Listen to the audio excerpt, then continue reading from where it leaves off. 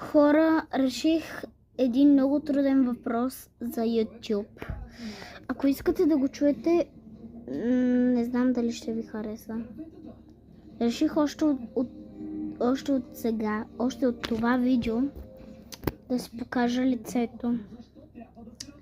Хора, не знам дали ще го приемете това на сериозно. И хора, няма да бъде с филтри и нищо. Само да влезнем в игра. Един мой приятел е от дома, което значи, че може и вие да го видите. Но камерата може да пречи на моя пръст, но това е нищо. Добре, хора, ако искате, може да продължиме с видеото. Хайде. Здравейте, хора, това съм аз. Това е моят приятел. Добре, днес ще играем някаква игра, дето са моят приятел. Не знам, тъпа е. Ама, вие сте виновни.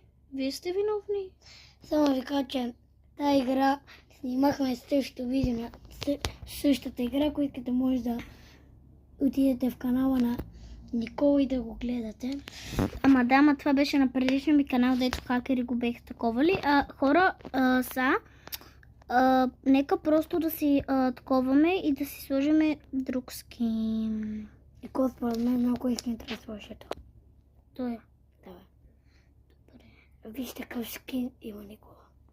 Добре, хайде. Хора. И това е така за тичане.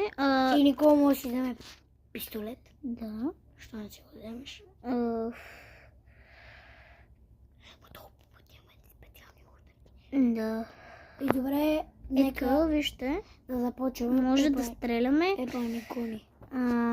Сега може да таковаме и може да вземе нещо от тук, ама аз забравих малко тая игра, дали? Да, тук трябва Добре. Защото това видео, когато снимахме, беше много отдавна. Преди 2-3 години някъде. В повече сигурно беше. Не, няколко миналата година. Да. Добре, хора, вижте сега, значи, ако искате да правиме, казвам ви вече и в Plus Lightspeed Keyboard Escape ви казах и тук ще ви кажа.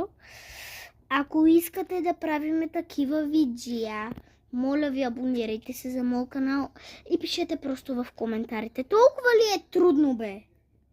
Добре, нека просто да не се караме. Не. Ви вече бях балон. Така. Аз нямам Robux. Що не се направиш на